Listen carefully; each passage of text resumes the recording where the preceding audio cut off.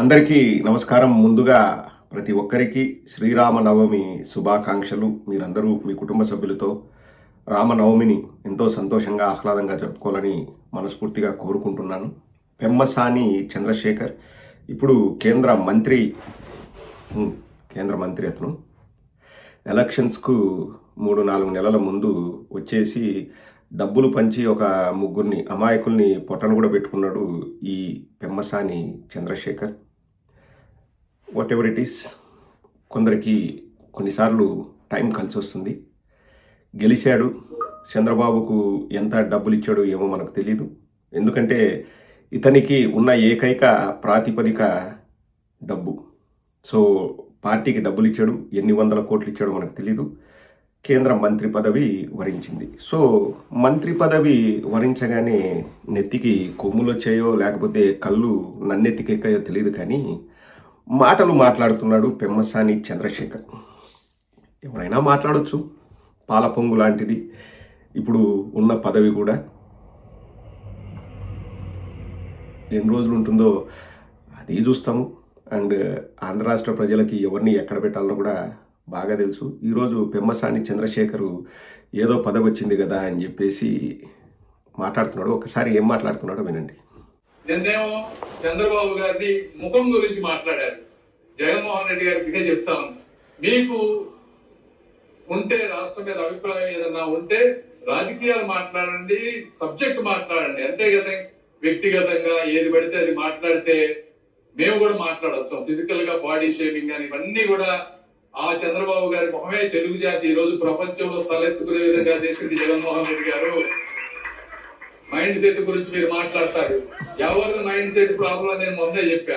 ప్రజా వేదికను కూల్చిన మైండ్ సెట్టా, లేకపోతే పాస్ పుస్తకాలపై బొమ్మేసుకున్నది మైండ్ సెట్టా? ఎవరిది మైండ్ సెట్? మాస్కులు అడిగిన పాపానికి ఒక వ్యక్తిని సైకోగా చిత్రీకరించి చంపింది మైండ్ సెట్. ఎవరిది మైండ్ సెట్ అని అడుగుతాను. ఇట్లా 100 మాట్లాడగలం. కాబట్టి సబ్జెక్ట్ మాట్లాడండి, రాజకీయంగా వ్యతిరేకించండి, కానీ మా నాయకుల్ని కించపరిస్తే మేము కూడా నేను బాడీ షేపింగ్ చేయాలంటే ఒకే ఒక్క మాటతో నేను చంపేయగలను. కానీ నాకు సంస్కారం అడ్డుంది కాబట్టి నేను నిన్ను మాట్లాడాలని చెప్పి తెలియజేసుకుంటూ,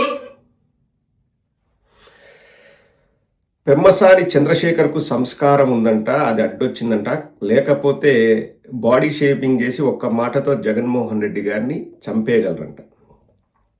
చంద్రశేఖర్, నీ మంచిగా చెప్తున్నాము, ఆ సంస్కారాన్ని అట్లే పెట్టుకో, లేకపోతే నీ ఆరోగ్యానికే మంచిది కాదు.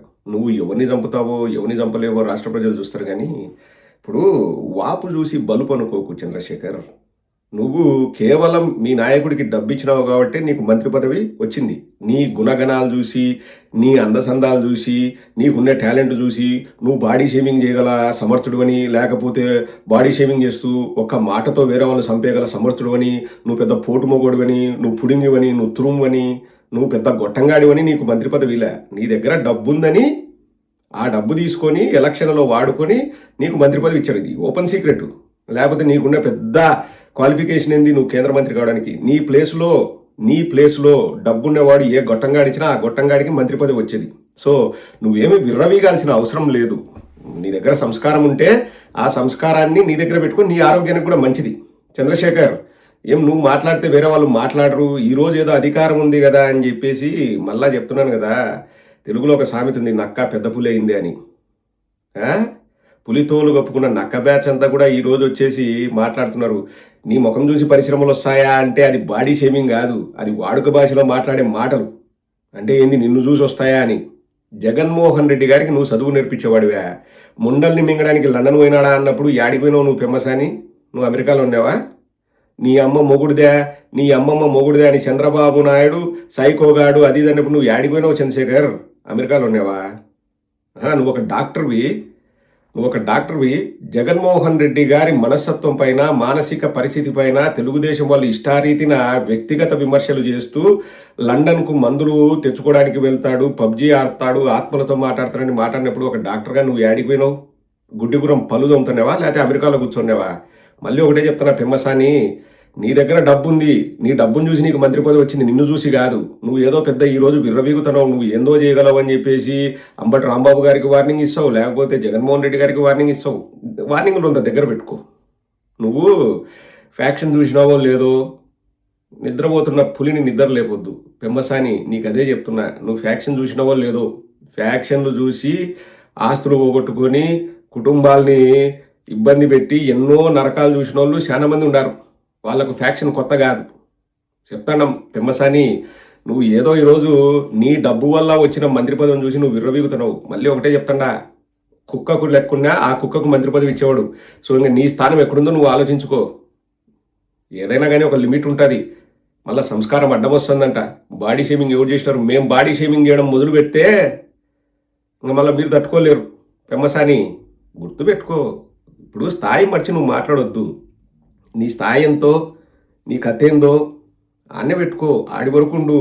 ఏదో మొన్న రచ్చ చేశాము, మా మీద పోలీసులు ఎవరు కేసులు వేయలేదు కాబట్టి నేను నెక్స్ట్ స్టెప్కి వెళ్తా, ఎవరినైనా ఏదైనా చేస్తా, నా దగ్గర అధికారం ఉంది, నా దగ్గర పదవి ఉందంటే పెద్ద పెద్ద వాళ్ళే మట్టి గరిచినారు.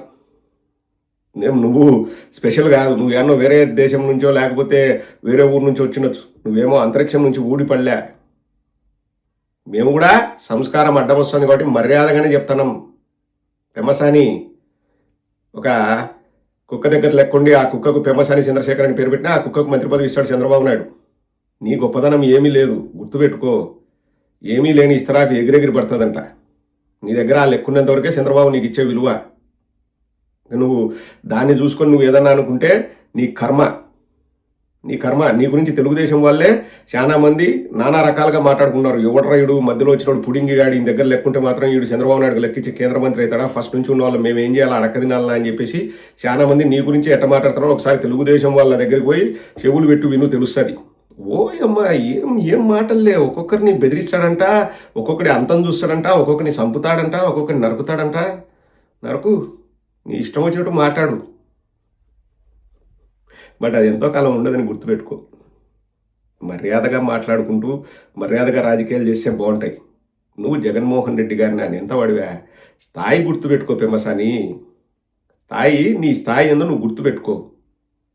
నీ కాడ 4 రాళ్ళు ఉన్నాయని చెప్పేసి నువ్వు ఏందో నేను ఏదైనా చేయగలను అనుకుంటున్నావు. అది రాంగ్. రాజకీయాలు హుందాగానే చేద్దాం. ముండల్ని మింగడానికి పోయినాడా లండన్ కనేవాడు గూబకేసి కొట్టు, అది మంచి రాజకీయం చేసేటట్టు. సైకోగాడు అన్నోని చెంపమొగలు కొట్టు, అది మంచి రాజకీయం చేసేటట్టు. నీ మొగుడిదే, నీ అమ్మ మొగుడిదే, నీ అమ్మమ్మ మొగుడిదే అన్నోని కిందేసి కొట్టు, అది రాజకీయాల్ని ప్రక్షాళన చేయడం. నీ ముఖం చూసి ఏమైనా పరిశ్రమలు వస్తాయా అంటే అది బాడీ షేమింగ్ కాదు. యా ఊళ్ళో చెప్పినారు నీకు అది బాడీ షేమింగ్ అని? అసలు బాడీ షేమింగ్ అంటే తెలుసా నీకు? నీకు తెలుసా?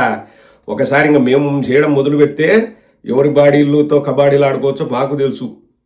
ఎందుకు ఎన్ని పెమ్మసాని? ఒకటి, లెక్క ప్రధానం కాదు, గుణం ప్రధానం. నీ కాడ లెక్క ఉండొచ్చు, అంటే ఏంది, డబ్బు ఉండొచ్చు, గుణం ప్రధానం. ఆ గుణాన్ని పెంచుకో. నువ్వు లెక్క పెంచుకుంటే ఈరోజు పదవి వచ్చి ఉండొచ్చు. రేపు నీకంటే లెక్కున్నోడు వచ్చే చంద్రబాబు నాయుడిని ఎడంకాలతో ఎగిసిదాన్ని వాడిని తీసుకొచ్చుకుంటాడు. చరిత్ర చాలా చెప్పింది. ఇటోళ్ళు నీలాంటి ఆయారాంగాళ్ళు గయారాంగాళ్ళు తెలుగుదేశంలో ఎంతోమంది వచ్చినారు, సతికిలవన్నారు, సపవన్నారు, పోయినారు. ఏంటికి ఈ మాటలు? నీ మాటలు నిలిచిపోతాయి. గుర్తుపెట్టుకో పెమ్మసాని. ఏం చంపుతావా నువ్వు? జగన్మోహన్ రెడ్డి గారిని చంపుతావా? దా సంపు, దా సంపు శుద్ధం. నీకు అంత చేతనైతే సంపు శుద్ధం, అంతే కదూ. నువ్వు ఏదో 4 తెలుగుదేశం వాళ్ళు ముందర ఉన్నారు కాబట్టి నువ్వు మాట్లాడుతున్నావు. నువ్వు బయటకు వచ్చిరా, నువ్వు ఏం చేస్తావు? ఎవరిని చంపుతావు? సంపుతురా శుద్ధం. మాటలు జాగ్రత్తగా మాట్లాడితే అందరికీ మంచిది, ఆరోగ్యాలకు మంచిది. అది